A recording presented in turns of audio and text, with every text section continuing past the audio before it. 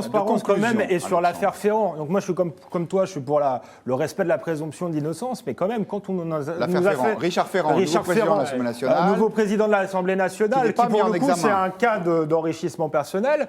Il y a quand même une enquête qui est faite sur lui. Quand on a donné autant de leçons, est-ce qu'il est légitime de nommer, enfin il n'a pas été nommé, il a été élu, mais le président a fait en sorte qu'il soit élu au perchoir. Est-ce que c'est très légitime?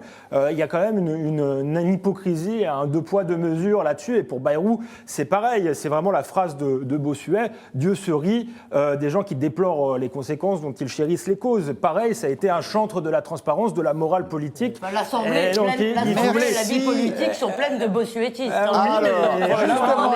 On a une espèce de mécanisme d'arroseur arrosé quand même, qui est assez amusant. L'Assemblée, restons-y. Peut-être avez-vous suivi cette intervention courte mais remarquée d'un député de la France Insoumise, François Ruffin pour ne pas le nommer. C'était jeudi dernier. Il s'en est violemment pris à partie. Il a violemment pris à partie les députés d'En Marche qui refusaient sa proposition, en gros, d'aide supplémentaire pour les enfants handicapés à l'école. Et voilà ce qu'il leur a dit. Vous n'avez pas honte? Honte de votre paresse, honte de votre sectarisme. Vous n'avez même pas participé aux échanges.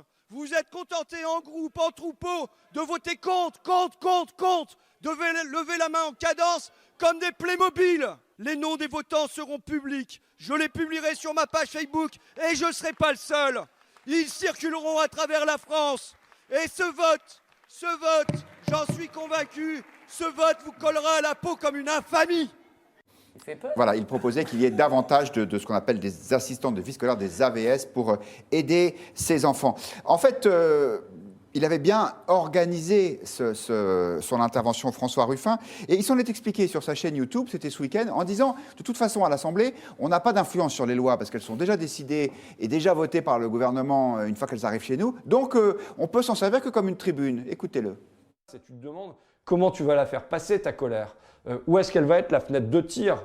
Comment tu vas utiliser tes 2 minutes? Ça se prépare, hein, quelque chose comme ça. Moi, je suis un animateur de la démocratie. C'est pas vrai, le travail législatif, je sais que ça brusque de dire ça, mais c'est de la foutaise. La preuve. Ben oui, la preuve, je veux dire, ils sont 300, donc c'est pas ça. C'est qu'on a là une tribune pour venir animer la démocratie. C'est une tribune parmi d'autres. Les médias, c'est une autre tribune. Les meetings, c'est une tribune. Enfin, Frédéric Dabi, c'est assez recevable, je trouve, en tout cas, c'est mon point de vue, cette argumentation de François Ruffin disant, de toute façon, c'est le gouvernement qui décide des lois, c'est lui qui prépare les projets, il bloque les amendements, donc qu'est-ce qu'on peut faire? On peut crier, c'est tout ce qui nous reste à l'Assemblée. Surtout quand on fait partie d'un groupe d'opposition avec moins de 20 députés, c'est très difficile de faire passer des choses.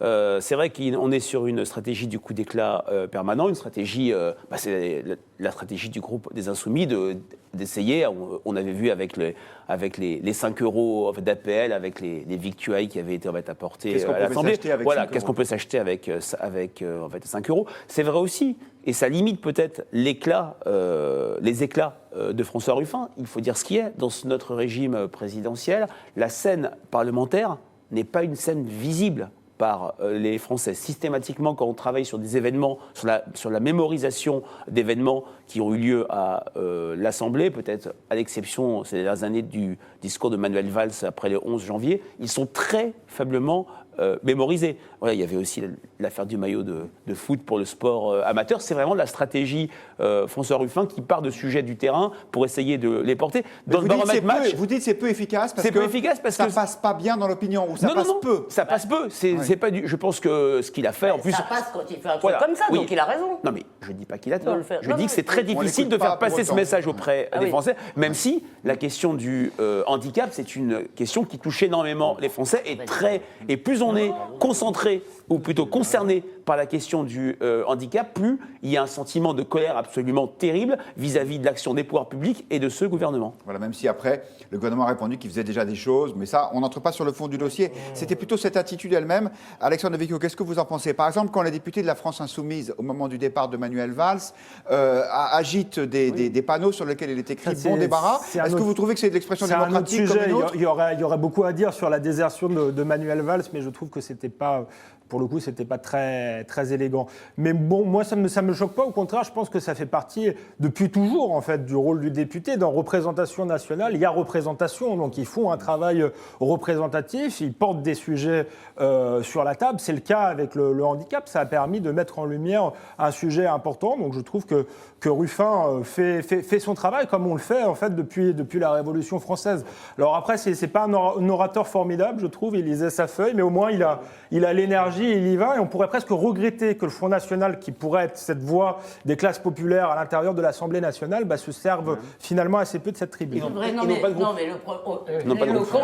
L'éloquence à l'Assemblée, Alexandre vient de le rappeler, ça n'est pas tout à fait une nouveauté. Le problème, justement, c'est que l'éloquence a baissé. Oui, et que le niveau, si vous voulez, je pense qu'il y a eu, dans les années 20, dans les années 30, à l'Assemblée nationale, je pense qu'il y a eu vraiment des passes d'armes, des joutes oratoires qui devaient être de beaux morceaux. Je pense que sous la Convention, dans la je veux dire, donc, dans les assemblées de la Révolution, c'est quand même, il y a des discours de la Révolution qui sont tout à fait autre chose que ça. Le problème de Ruffin, alors ça, je trouve, effectivement, on peut comprendre tout ce que vous avez dit, me semble d'ailleurs, je trouve que ce sont de bons arguments que vous avez cités sur l'idée du Parlement comme tribune, je trouve, c'est assez convaincant. Le problème, c'est que sur le fond de son argumentation, j'ai les noms, lui, il est resté coincé, même pas à Robespierre, mais à Robespierre en bande dessinée. Hein. C'est un peu, j'ai les noms, je vais les ressortir. Dis donc, moi, il me fiche la trouille, alors qu'avant, il me faisait plutôt marrer, il faisait des films drôles. Son nouveau genre commissaire du peuple m'inquiète un peu. Non, enfin, les noms sont publics de toute façon sur les votes. Oui, vous avez plein d'applications, vous pouvez aller les chercher. Donc c'est rigolo de le faire comme ça en disant voilà. Mais effectivement, il se met en scène, comme tout le monde. Hein, c'est une mise en scène. L'Assemblée nationale, c'est la mise en scène du pouvoir, de la fabrique des lois.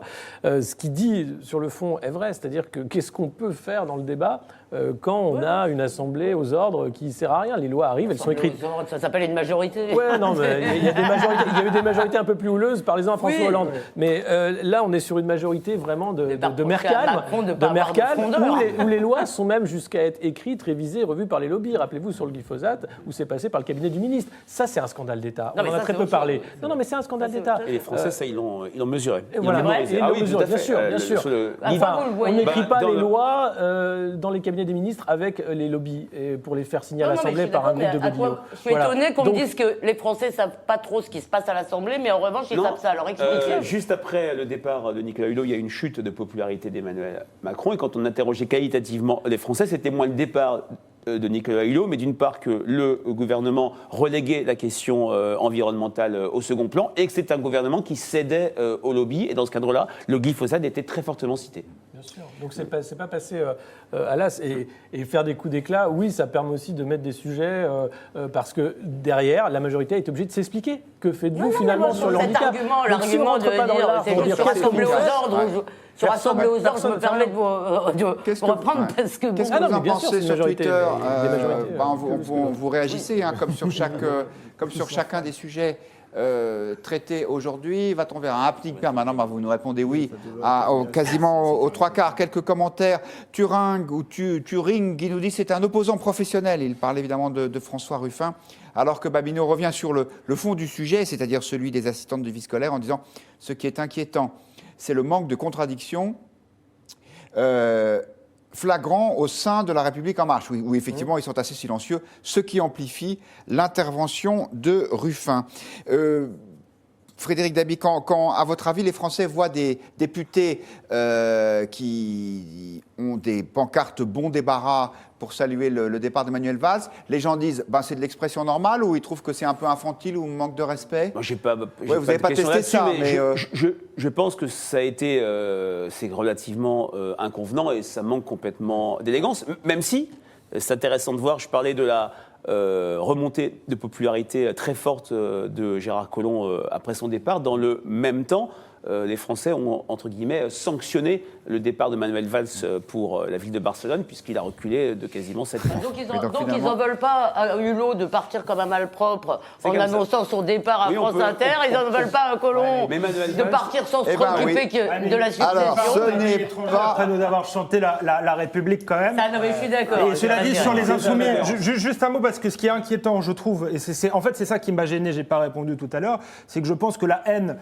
des Insoumis qui, pour Manuel Valls, est quand même suspecte et qui surfe sur un certain nombre de passions tristes d'une partie de leur électorat. Et là, il y a une dérive, à mon avis, communautariste pour aller draguer chez des antisionistes, pour le dire poliment, qui me dérange beaucoup. Alors là, ça, chers amis, c'est un sujet passionnant, mais c'est pas celui d'aujourd'hui. Savoir est-ce que la ligne laïque de Manuel Valls est trop forte ou pas? Alors c'est le personnage de Guy. On fait du bien à pas mal de gens qui le pensaient. Très bien. Alors bon, c'est comme ça, c'est parfait. Vous avez tous pu exprimer votre point de vue. Il nous reste quelques minutes pour parler de cette initiative d'Anne Hidalgo, maire de Paris, qui a annoncé qu'elle allait accueillir une cinquantaine d'SDF, de femmes, au sein des salons de l'Hôtel de Ville de Paris. Est-ce que c'est une bonne idée?